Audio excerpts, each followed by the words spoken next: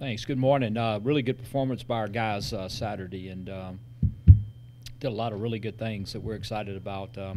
Made a couple mistakes. I think when you go back and look at the film, one of the interception went back for a touchdown was not good for sure. I think the first interception, though, the kid made a great play. When you look at it, kind of looked like the safety was going to what we call poach or trace back to the middle of the field, and then he kind of turned back and.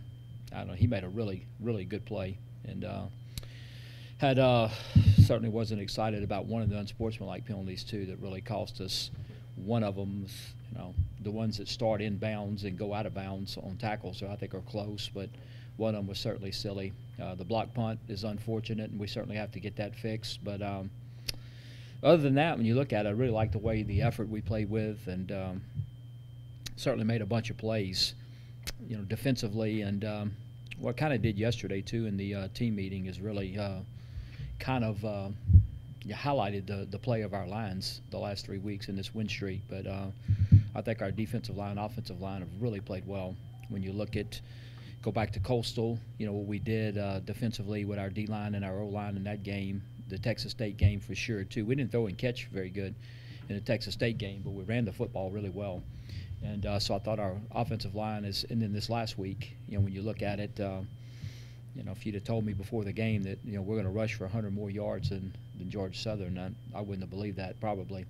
And we were able to do that. Plus, defensively, we had 5 sacks, 10 tackles for loss, whereas on offense, we didn't give up any sacks and had 3 tackles for loss. So I think we're doing some really good things on the line of scrimmage, which certainly helps everybody else. But really pleased with what we did defensively. I thought Coach Collins and his guys had a good game plan, but game plans are not very good unless you execute. And I thought we executed the game plan, so credit our players for that. And then offensively hit some big things on them. We're able to actually, too, one of the stats I didn't realize after the game, we averaged 9 yards a play, which that's against a good defense. That's really, really good. And then the first 4 times we're in the red zone, we scored touchdowns. So, the last one we settled for a field goal, but at least we were 5 for 5 in the red zone. And, of course, we had some problems early in the year there. So that was good as well. So good game by our guys, and really good effort in all phases of the game, and we were excited about that. South Alabama's 2-7 on the year, 1-4 in the league. When you look at them, and you look at their players and what they've done, and then you kind of look at their schedule, and man, they've had a tough go of it there, and close loss to Louisiana Tech at home, at Memphis, at Oklahoma State, at Georgia Southern, at App State, at Arkansas State, and then Troy at home.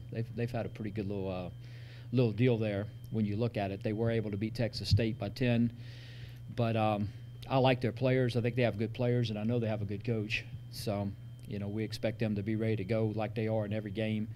It was really close last week for the first half in Arkansas State. Arkansas State kind of spread themselves a little bit, but it was tit for tat. And so I'm impressed with their wideouts, which I know our defensive coaches are too. Jamarius Way is 6'4", and I think he was second team all-conference last year, and he's one of the better guys in our league.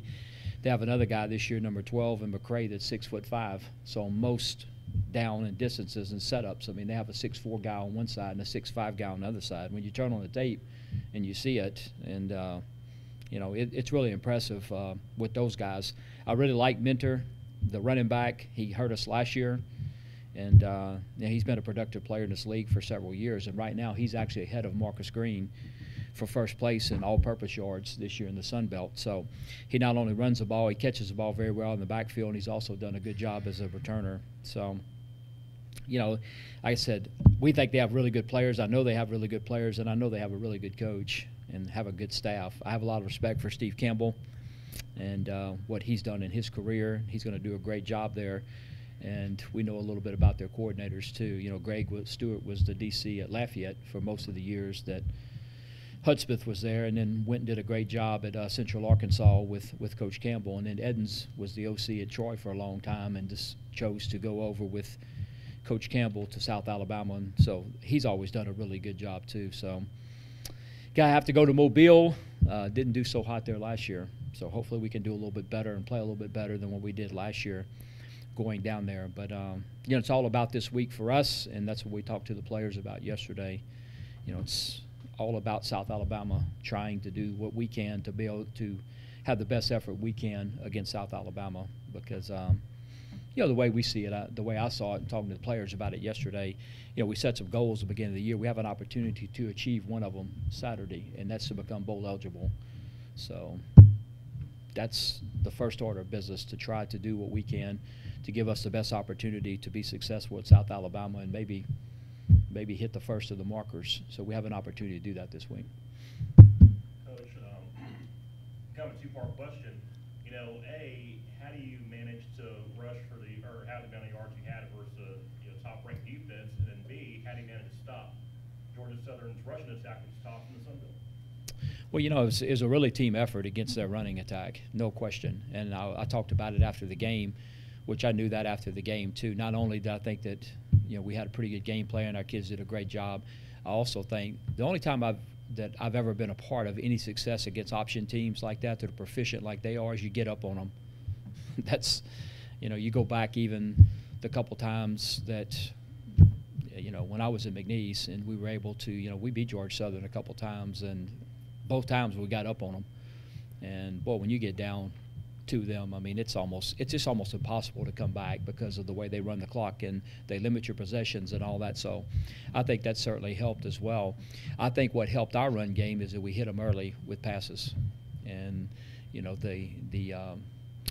one of the interceptions that Caleb threw was 1st and 10, and it was about maybe 2 minutes before the half. And they actually played about as soft a cover two as you can play in the deal, and we weren't getting those coverages early.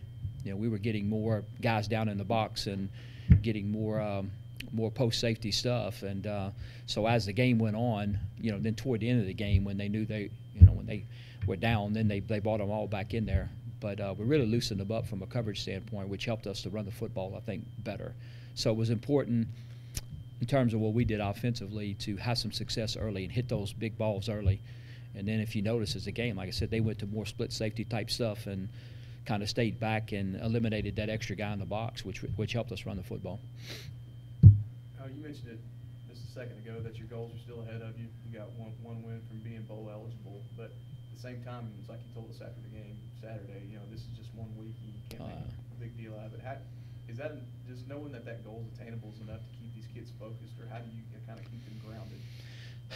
It's a great question, and really, I mean, all we do and all I do and expect the coaches to do is, yesterday you come in and and do like I do every Sunday. It's still the good, the bad, the ugly, and there was a little ugly. So you make sure you point that out. You point out the good things they did, and it's just like any other week, regardless if you lose when we had lost 4 in a row or won 3 in a row. I mean, it's the same approach, and because we have to do the same things to be successful, and I keep talking to players about that. If I guess you can say it's bad news, good news, or whatever. The bad news is, if you want to, I guess, get on win streaks and stuff, the bad news is we're not superior to any football team in this league by far. The good news is I don't think we're inferior either. I mean, I think we can compete with anybody in the league, but anybody in the league can beat us. So you have to do the same things each week, I think, in order to be successful. But when you look at South Alabama, I've always thought they had really good players. And since the first time they came over here and we beat them in overtime, I mean, I remember walking off the field going, wow, man, they got some good-looking players. Last year when we went over there, I thought they had good guys, and they're still there. And I think what they're going through is a coaching change, and they're going through, like I said, a pretty tough stretch of games that they've had to play. And but they're certainly capable, like they did Texas State or I watched the Troy game on TV. I mean, that was tit for tat the whole game. I know it's a rivalry game, but they lining up with guys that can certainly match up with any of Troy's guys, and so I know it's going to be a tough game. As I said, I know Coach Campbell. I know the way they, and I know it's going to be a really tough game. And I don't expect. And told the players that yesterday. I mean, don't expect. Big crowds, big whatever. I mean, we got to go like we did at Coastal and create our own excitement, create our own energy, and like we were able to do at Coastal Carolina. And if we're able to do that, I think we have a chance. If we don't, then it's going to be a long day because we have to be able to generate those types of things. And Adam, I mean, you and I talk about it all the time. I mean, I don't believe there's any such thing as momentum. I believe momentum is tomorrow's practice. And, you know, case in point, I mean, who had more momentum than Georgia Southern? You know, you have to play good every week. That's just the bottom line. I mean, you have to go out and you better play good. You better play as good as you can play, or if not, you're going to lose. And it's two things for me. And you know, sometimes I think about it as scary, and then other times I think about it as fun. You know, it's fun to have to be that competitive every week, but it's also scary because you know you better bring your good stuff, or it's going to be a long day, as we found out early in the year. Coach, to piggyback off that a little bit, when you watch South Alabama, you know Steve for a long time. Do you see Steve kind of going through the same things you went through when you first got here, trying to get this thing going? No, I mean I don't. I see them kind of evolving offensively, you know, doing some different things and stuff. But you know, I'd have to actually be in the building, you know, to kind of see all that going on. But I say what I see is a team that's battled each and every week and have been in there and if hung in there and stuff. And I see a team that has good players and stuff. But what I see a lot of with Coach Campbell, which I'm accustomed to, is, you know, they're gonna be some physical elements in everything he does. I mean, they're gonna run the ball, you know, so they're gonna get one back and run it. They're gonna get two backs and run it. And when you look at it, I mean, they'll have one tight end, two tight ends. They're gonna do whatever they can to get their power run game going and stuff. And that's what he does. And that's what he did at UCA. But you know, and they're gonna get you in, then he's gonna try to throw it. So I do see those similarities. But you know, what he's going through in the first year, I don't know. I'm sure knowing Coach. You know, we talked last May, and we talked in, I guess it was May. We went to Alabama, and then we talked again in July in New Orleans. And I'm sure we'll talk again when I see him. You know, and compare notes and some stuff because I have a lot of respect for him. Coach, what are they kind of doing schematically on defense? Because one thing I saw that's kind of eye-popping, that they're third in the Sun Belt in interceptions. They have like 10 or 11. They are. They're really just a true four-down team. Is what they're doing. They'll get some odd stuff and drop one of the guys whenever you get, we call 10 personnel with 4 wide receivers or empty sets and 5 wide receivers. But some same stuff that Coach Stewart did at UCA. They're a 4-down attack front team. I mean, by attack, I mean they're not like last week against Georgia Southern, against Texas State. They played a lot of two-gap stuff, had bigger guys and tried to whatever. I mean, they're coming, they're penetrating, they're trying to get in there and stuff. So it's nothing that we haven't seen. From a secondary standpoint, they're playing a lot of man here lately, and they're doing a good job with it. I think 6, Lawrence is really good. Last year I kept commenting or whatever because I kept watching South Al. I thought they had 2 as good as safeties as anybody had seen. They had Jeremy Reeves, that's in the NFL now, and then they had Lawrence 6 that I thought's a really good player. So he's still back there, and you know, so you have to.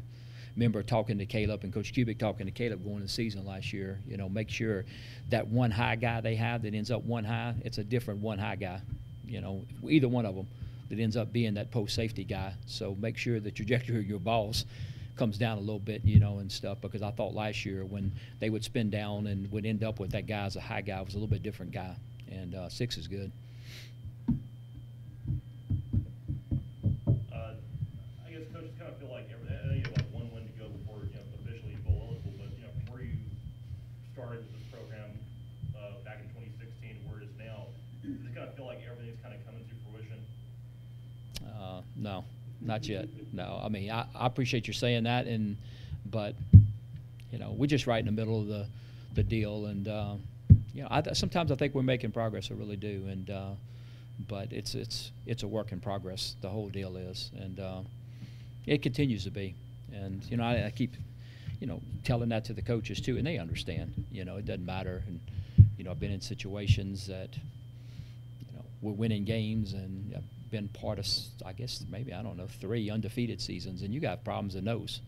You know, it's just it's a process, and it's a each week deal, and you know, and you have things that come up. The kids do. I mean, you know, we have a big thing for us. You know, we priority registration tomorrow. You know, for spring semester, and that's a big deal. And you know, so I'm texting them, you know, last night and this morning, and getting on them, and you get, you know, it's a constant thing, you know, and you go through, especially this time of the year, we're trying to piece together, because each week is you're going to come in, and everybody goes through it, and there's questions of who can play. And, you know, okay, so this guy comes off this energy, and you try to project, because in the league, you know, you have to get down to 70 to travel, and you know, there's just always issues, I guess what I'm saying, Chris. So I never, you know, at this time of the year, you know, you know, you don't really look at those types of things. You know, my grandfather was actually in coaching, you know, was in the LHSA Hall of Fame, and I worked for, it's pretty interesting too, because with my dad, but I worked for 3 people that were my bosses that actually had worked for him. And one of the things that they all said, he used to always say in coaching, don't ever smile till Christmas, you know. That's, you know, that's kind of about what it is, you know. You just kind of get up the next day and keep going, you know. You don't really have, I don't think he meant that literally, but you don't really have time, you know, to go back and kind of assess where you are. It's on to the next week, and that's just kind of what it is. So, Coach, you referenced, you know, having to pare down a little bit as far as getting ready for this dress list. There were some guys defensively that hadn't had a lot of snaps out there that called their name a lot. Yeah. Hunter Smith, Ty Shelby. Any comment on I was just excited their about play that. of those I was guys? really excited about that because, you know, Cortez got hurt in the Texas State game, and then Rashad Harding actually got hurt in practice in a non-contact deal, and so we weren't sure about their status, still not sure, but we were able to. So Hunter Smith got a lot of reps and played a lot, so did Travion Webster. And, you know, Chase Day has been a starter and then wasn't a starter and wasn't playing as much, so he stepped back in. You know, Trey had, I mean, I think Chase had 8 solo tackles and Hunter Smith had 6. So, yeah, we're excited about that those guys came in and, you know, and played some really, really good snaps. Tal Shelby, I agree, had a big game. I mean, look at what Laurent Shaw's done the last 2 or 3 weeks. I mean, he's really been a difference maker type of guy for us in there, and yet when we lined up, I think against Southeastern, I think he was 3rd on the depth chart. So, you know, it's just a season. I mean, you expect, you know, it's, I know everybody says it, but, you know, next man up philosophy, but that's really about the only philosophy you can have, because nothing you can do about the ones that they can't go. You got to make sure the ones that can go are ready, and I thought Coach Stoker did a great job of getting those 2 backers ready, and, you know, to come in, Hunter and Travion, and played really good reps against an offense that's not that's not easy to defend. As far as other injuries goes, you come out of this game fairly healthy. We really did. You know, Rashad, you know, he didn't dress. I don't, you know, I'd say he's questionable at best. Cisco probably needs another week, I would think, and just guessing, whatever, you know, don't want to get ahead of JD or whoever, but that's just what I'm guessing. But we kind of working towards maybe in the next couple of weeks, maybe getting a couple guys back, which will help us, like Sloan Spiller. I think he'll be back, you know, questionable this week, but I think he'll be back. Tyler Glass has a chance to come back, maybe play a game or 2 toward the end, which could help us. And so, you know, but no, exactly. Getting back to your question, Chris, I'm sorry, I kind of got off of it. We actually came out very, very clean the other day in that game. Just some bumps and bruises. Thanks, guys.